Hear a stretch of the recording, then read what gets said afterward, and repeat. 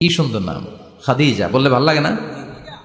প্রথম নারী যিনি কালিমা পড়ে ইসলাম ধর্ম গ্রহণ করেছেন আমাদের আম্মা জান, বিশ্বনবীর প্রথম বউ।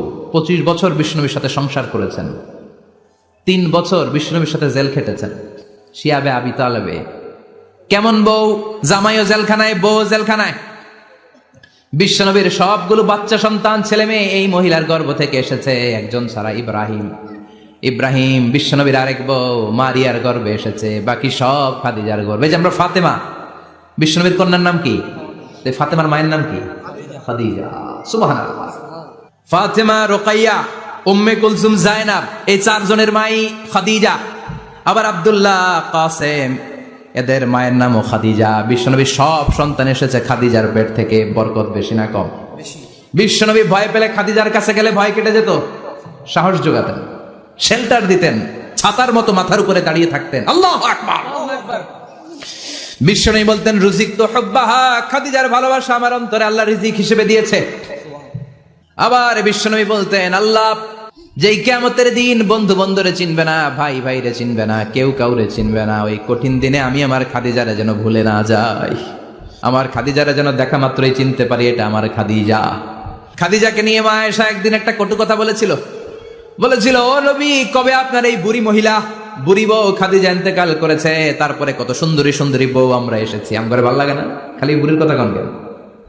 খালি ওই বুড়ির কথা স্মরণ করেন। আমরা আছি, আমাদের দিকে তাকান, আমরা কত সুন্দরী, আমরা কত ভালো। বিশ্বনবী রেগে গেলেন, মা আয়েশাকে এইভাবে ধরলেন। জীবনে কোনোদিন কোনো স্ত্রীর গায়ে হাত তোলে নাই, শুধু ওই দিন মা আয়েশাকে এইভাবে ধরেছিলেন আর বলেছিলেন, আয়েশা খবরদার, জীবনে এই কথা বলবা না।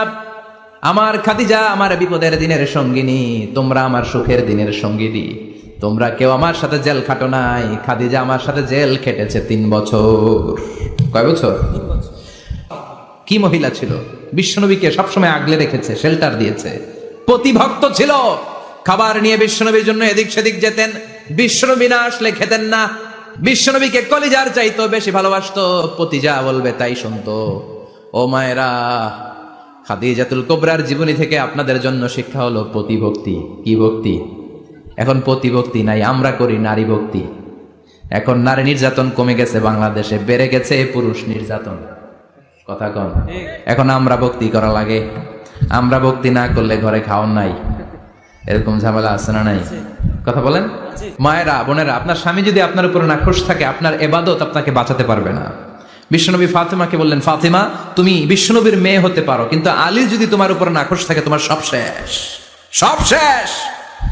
আবার বিশ্বনবী বললেন, আমি যদি এক আল্লাহ ছাড়া কারো সামনে মাথাটা নত করার বিধান দিতাম, এক আল্লাহ ছাড়া যদি কাউকে সেজদা করতে আমি বলতাম, আমি দুনিয়ার সব নারীদের বলতাম স্বামীর পায়ে সেজদা দিয়ে পড়ে থাকো। কি সম্মান আল্লাহ দিলেন স্বামীকে! আপনার জান্নাত আপনার স্বামীর ভেতরেই। স্বামীকে সন্তুষ্ট করেন, স্বামীর আনুগত্য করেন, দেখবেন ফ্যামিলিটা সুন্দর হবে। আর স্বামীরা স্ত্রীদেরকে ভালোবাসেন, স্ত্রীদেরকে ভালোবাসার গল্প শোনাবেন, দামি দামি শাড়ি কিনে দিবেন, স্ত্রীর সাথে প্রেম নিবেদন করেন, ভালোবাসা নিবেদন করেন, সংসারটারে শান্তিপূর্ণ করে দিবে কে? তার মানে খাদিজাতুল কুবরার জীবনী থেকে শিক্ষা কি? বললা গেছি, কি শিক্ষা? প্রতিভক্তি। কি ভক্তি? স্বামীকে ভক্তি করা লাগবে, তা না হলে জান্নাত নাই।